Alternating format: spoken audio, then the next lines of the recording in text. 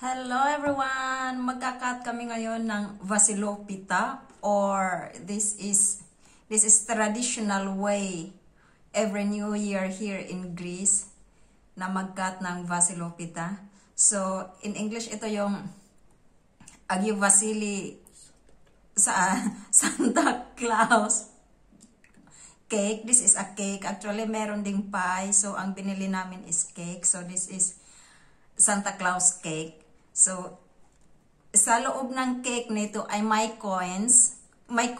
Kung sino yung makakuha sa coin, yun ang swerte for 2021.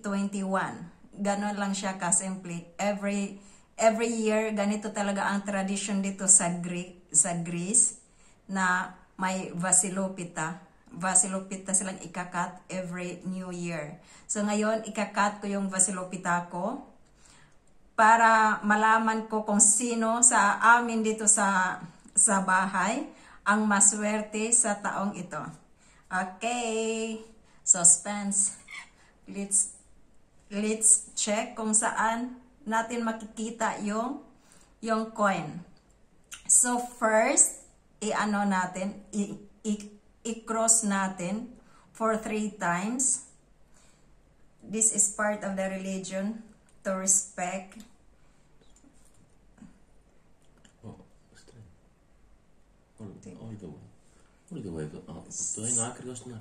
Straight. Bravo. Cross 3 times. First. Second cross.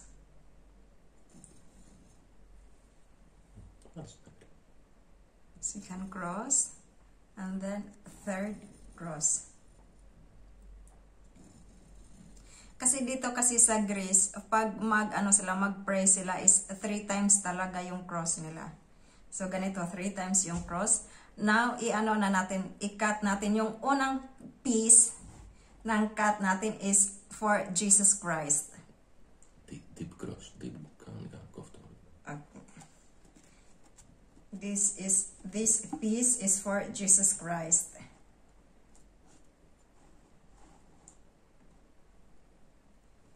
It's a big piece. So, ito yung para kay Jesus Christ, yung unang piece. Next.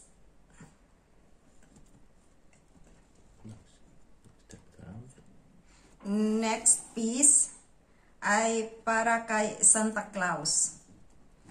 So, ito ay para ni Santa Claus or Agyo Vasili. Next piece is para sa akin. Para sa may-ari ng bahay. Ito ay para sa akin. Ganyan. And then, next piece. Sino yung next piece? Next. Third is mine. Fourth, for you. Okay. Fourth is for my lalabs. So, no, I will take out yours, and I will take out mine. I will see if I have my coins. This is mine. I will take out mine first to see the coins. Then after yours. After the then No, this is mine. No, this is mine, and the next is yours. So I will take out first mine.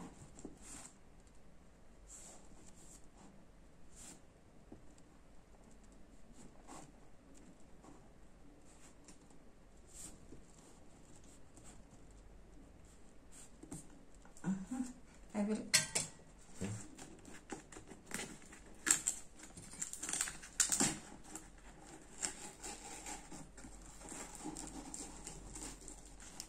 Tanggalin natin.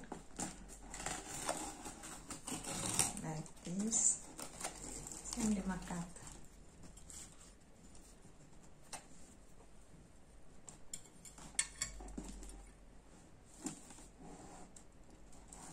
Yahoo! This is mine.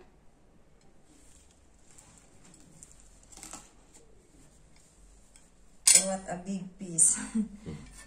Next is yours. Next is for my lalabs. Tingnan natin kung sino yung maswerte.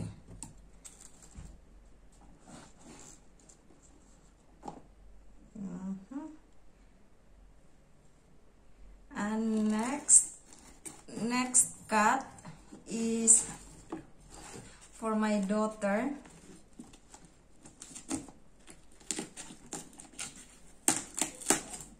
Next cut is for my daughter.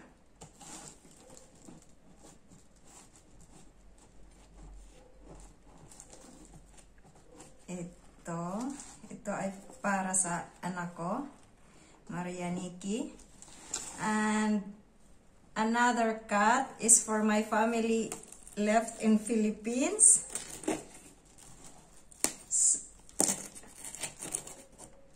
So this is another cut for my family left in Philippines. Tingnan natin kung maswerte ba yung pamilya ko sa Pilipinas. This one is for my family left in Philippines, this piece. And next piece, the last piece. So let's have this, the last piece is for the family of my lalabs. This piece is for my family of my lalabs. Okay, we have here for my daughter, for my family in Philippines, for the family of my lalabs, for Jesus Christ. This one is for Jesus Christ. This is for Jesus Christ, and this is for Santa Claus. This piece is for Santa Claus. So, tingnan ko yung piece ko. Ito yung slice ko. Tingnan ko kung i-check ko kung meron ba akong coin sa loob. Tingnan natin. Do you have coin? Do you found coin in yours? No, I wasn't so lucky this year. Yung lalabs ko, wala siyang coin.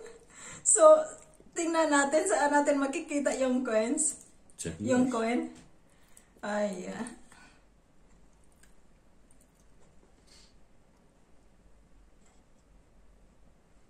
Ay. Wala. No, it's empty. Check the other one. Thank you. No? No, it's empty. Okay, no, next time. Check the other ones. No, I don't have. I don't have. See? No coin found. So, wala akong coin dito. Remember which pieces? Yes, I remember. Okay, This so is check. next. This one is for my daughter. So, i-check natin yung sa anak ko. Sandali, kuha ako ng malaking plato. No, it's okay. Tingnan ko kung meron ba yung anak ko. Actually, dito yung yung Santa Claus cake, usually hindi makain eh. Kasi, hinahanap lang yung coin. Hinahanap lang yung coin para na siyang durog na siya pag naghabulan sa coin kung sinong makahanap sa coin. Wala din sa anak ko. So, ito yung pamilya ko sa Pilipinas. Tingnan natin yung sa family ko sa Pinas. Kung meron ba yung coin. Ay. Wala din. Wala din. Tingnan natin yung yung sa family ng lalabs ko kung meron ba coin dito.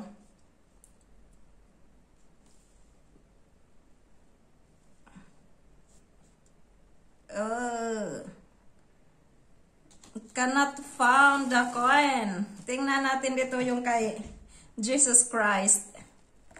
Turn natin sa Jesus Christ kung may coin ba. Ah! I found it! Ito na yung coin.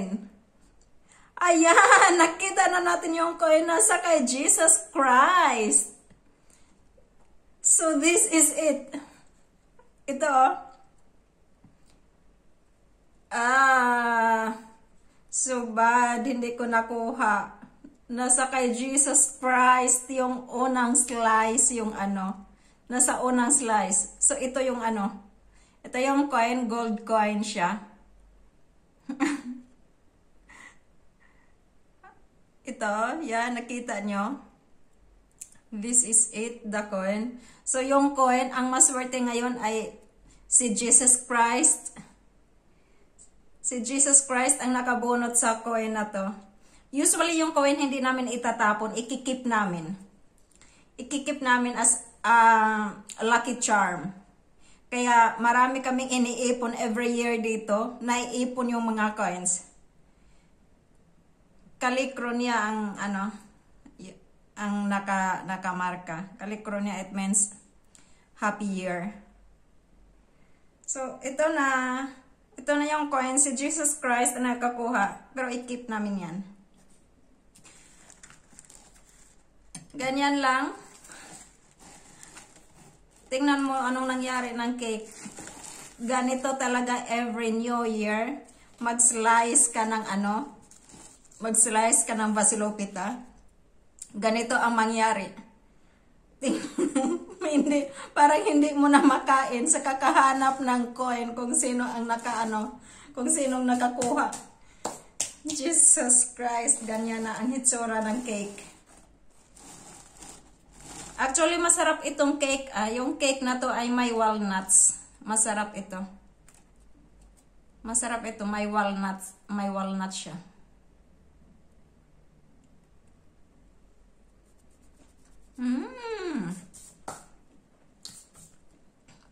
Ang sarap.